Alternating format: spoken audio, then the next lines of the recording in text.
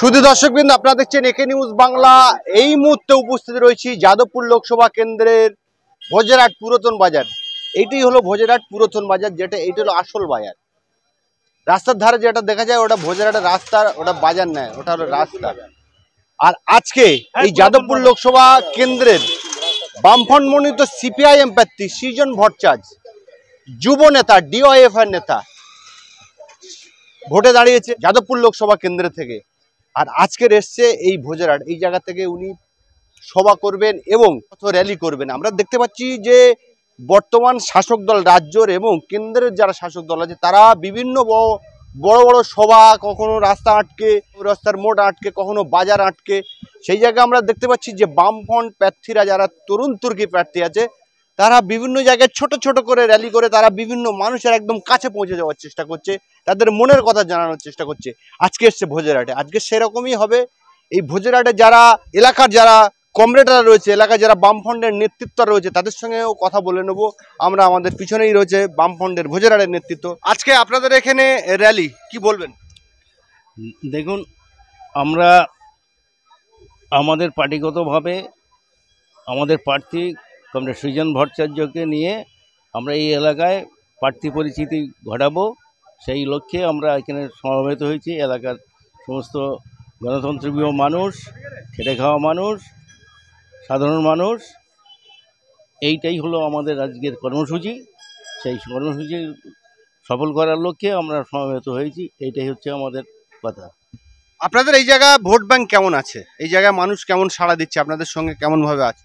দেখুন, এই এলাকার মানুষ গণতন্ত্র সচেতন মানুষ, কিন্তু এই মুহূর্তে শাসক দলের তোলাবাজির বিরুদ্ধে একটু ভীত সন্ত্রস্তর মধ্যে আছে। এটা যেমন ঠিক, তেমনি আমরাও চেষ্টা করছি মানুষের কাছে যাওয়ার। এই প্রচেষ্টা আমাদের আছে এবং আমরা এই নির্বাচনী সংগ্রামে আরও বেশি বেশি মানুষকে সঙ্গে পেতে চাই। আমরা দেখতে পাচ্ছি যে শাসক দল তৃণমূল, বিজেপি, একদিকে নবগত দল হচ্ছে আইএসএফ, সেই সব মিটিং মিছিলে আমরা যাচ্ছি, দেখতে পাচ্ছি যে নতুনত্বর জোয়ার, তারুণ্যর জোয়ার। সেই জায়গায় আমরা দেখতে পাচ্ছি বিভিন্ন জায়গায় বামফ্রন্টের ওল্ড ইজ গোল্ড, এই নতুন প্রজন্মর যারা ভোটার আছে সেইগুলো আপনাদের দলে আসছে না কেন? এটা সম্পূর্ণ ভুল কথা যে নতুন বা যুবক ছেলেরা আসছে না। আমারই বয়স আপনারা লক্ষ্য করুন, এবং আমরা দীর্ঘদিন ধরে রাজনীতিটা করছি। আপনার ক্যামেরা পার্সনকে একটু ঘোরাতে বলুন, এখানে দেখুন কত পার্সেন্ট মানুষ বয়স্ক আছে আর কত পার্সেন্ট যুবক আছে, দেখলেই ছবিটা ক্লিয়ার হয়ে যাবে। এখন বর্তমানে যুব সমাজ, এই যে টিএমসি আর বিজেপির যে বাইনারি চলছে, যে লুটের রাজত্ব এরা চালাচ্ছে, ইলেকট্রাল বন্ড থেকে শুরু করে সমস্ত জায়গায় এরা যে দুর্নীতিগ্রস্ত হয়ে পড়েছে, আর এই সাম্প্রদায়িক বার্তা মানুষের মধ্যে ছড়িয়ে দিয়ে যে বিভাজনের সৃষ্টি এরা করতে চাইছে, সেই দিকটাকে বর্তমান যুব সমাজ মেনে নিতে চাইছে না। কারণ তাদের প্রথম দাবি শিক্ষা, আর শিক্ষা শেষে কাজ, সেইটুকু থেকে তারা বঞ্চিত হচ্ছে। আপনারা লক্ষ্য করলে দেখবেন বিগত কয়েক বছর ধরে ধর্মতলার বুকে হাজার হাজার চাকরি প্রার্থী তারা শুয়ে আছে, তাদেরকে বঞ্চিত করে যারা যোগ্য নয় তাদেরকে চাকরি দেওয়া হয়েছে। তাই আমরা বলবো বর্তমান যুব সমাজ আমাদের দলের সঙ্গেই আছে এবং আমাদের প্রার্থীকেই তারা সাপোর্ট করবে। আপনি যতই বলুন যে ক্যামেরা ঘুরিয়ে দেখান যুবদের, আমরা দেখেছি বিভিন্ন জায়গায় মিটিং মিছিলে আমাদের যেতে হয় আমাদের কর্মক্ষেত্রে, সেই জায়গায় আমরা দেখছি যে নওশাদ সিদ্দিকী গেলে ভাইজান করে উচড়ে পড়ে, একদম অভিষেক বন্দ্যোপাধ্যায় এলে যুবরাজ বলে ছড়িয়ে পড়ে, শুভেন্দু অধিকারী গেলে তার পায়ে লটিয়ে পড়ে। সেই জায়গায় আমরা এই জায়গায় উপস্থিত দেখলাম যে যাদবপুর লোকসভার প্রার্থী এসছেন। আমি মোবাইল ঘাটছিলাম, আমি মাথা তুলে দেখলাম যে উনি এসছে। এটা অন্য কোনো দলের মানে প্রার্থী কি ক্যান্ডিডেট হলে কিন্তু ওই যুব সমাজের মানুষ তারা কিন্তু মাথায় তুলে নাচতো। আপনি যতই ক্যামেরা ঘোরাতে বলুন না নাই বলুন, এটাকে কিভাবে দেখবেন? না, আবারও ভুল হচ্ছে। অবশ্যই যুব সমাজ আমাদের সঙ্গে আছে। আগে বুঝতে হবে, টাকা পয়সার একটা ব্যাপার থাকে রাজনীতিতে। ওদের কাছে যে 2 নম্বরই টাকা আছে, সেই টাকা দিয়ে বিভিন্নভাবে তারা হাইপ তৈরি করার চেষ্টা করছে, এবং কিছু কিছু ক্ষেত্রে রাস্তা বন্ধ করে দিচ্ছে। তাদের কাছে অর্থবল আছে, প্রশাসনিক ক্ষমতা আছে, সব কিছুই আছে। কিন্তু আমরা সেখান থেকে, আমাদের কাছে সেরকম কিছু নেই। আমরা মানুষের টাকায় চলা পার্টি, মানুষের কাছ থেকে চাঁদা নিয়ে আমরা চলি। সেই জায়গায় দাঁড়িয়ে আমাদের সীমিত ক্ষমতার মধ্যে, কারণ আমরা বাইরে থেকে টাকা দিয়ে কাউকে আনতে পারবো না, আমরা আমাদের ভালোবাসার জন্য, আমাদের পার্টির প্রতি যারা ভালোবাসা রাখে তারাই মোটামুটি আমাদের এই মিটিং মিছিলে আসছে। কতটা সাড়া পাচ্ছেন? শুনুন, আমি অ্যাজ এ পঞ্চায়েত সমিতির একজন ক্যান্ডিডেট। গত যে পঞ্চায়েত নির্বাচন হলো, আমার এগেনস্টে প্রার্থী ছিল আরাবুল ইসলাম, আমার বিরুদ্ধে প্রার্থী ছিল। আমার 5টা বুথ ছিল, 5টা বুথে কোনো বুথে এজেন্ট ঢুকতে দেয়নি, আমার বুথটা এজেন্ট ছিল। আমি 672টা ভোট পেয়েছি। তাতে করে সাফল্যটা কোথায় এবং মানুষ আমাদের সঙ্গে আছে কিনা সেটা আপনারা অনুভব করুন, এবং প্র্যাকটিক্যাল ফিল্ডে আপনারা আরও একটু মানুষের মতামত নেন। দেখবেন বামপন্থীর প্রতি প্রতিটি মানুষের আস্থা আছে। কখন বামপন্থীরা ফিরে আসবে এই আশা কামনা প্রত্যেক মানুষ রাখে এবং রাখছে। শেষমেশ বলবো আপনাকে যে এই জায়গা থেকে যাদবপুর লোকসভা কেন্দ্র থেকে যে সৃজন ভট্টাচার্য, যে আপনার যুব তরুণ তুর্কি নেতা, ডিওএফআই করেন উনি, জেতার বিষয়ে আপনি কতটা আত্মবিশ্বাসী? আমরা আত্মবিশ্বাসী এই জন্যে, এ পর্যন্ত 5টা র্যালি করলাম সৃজন ভট্টাচার্যকে নিয়ে আমরা ভাঙড়ের বুকে। তাতে করে আমাদের যা উপস্থিতি, আপনিও ছিলেন 2-1 এতে, তাতে আমরা আশাবাদী তরুণ তুর্কি এবং বয়স্করা মিলে আমরা ভাঙড়ে যাদবপুর লোকসভা কেন্দ্রে জিততে পারবো, এই আশা আমরা রাখছি এবং রাখবো। দেখতে পাচ্ছেন একদম যে ভোজেরহাট পুরনো বাজার যেটাকে বলা হয়, সেই পুরনো বাজার থেকে বামফ্রন্ট প্রার্থী সৃজন ভট্টাচার্য এসছে।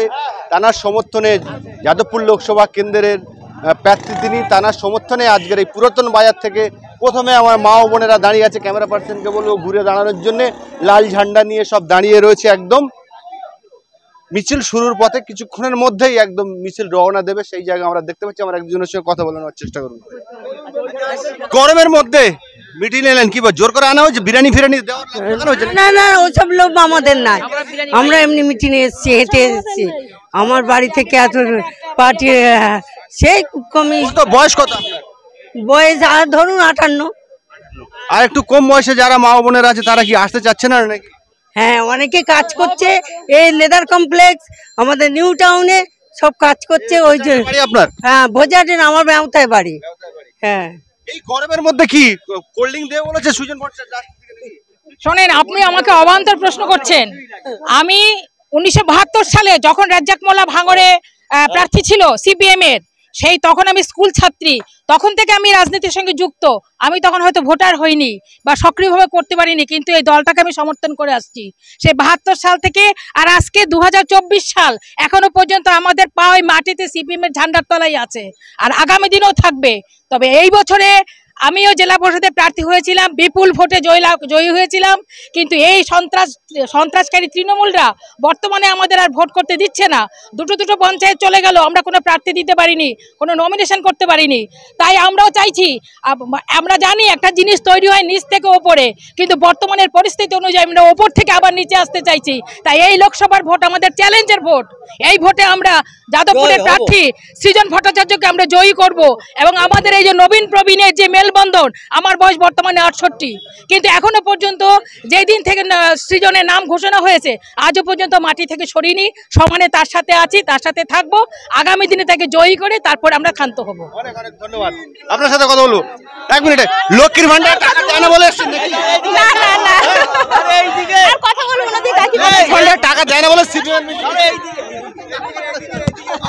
আরে সৃজন কোথায় গেল রে? এই যে লক্ষ্মীর ভান্ডার টাকা দেয় না বলে দিলেও আসবো, না দিলেও আসবো।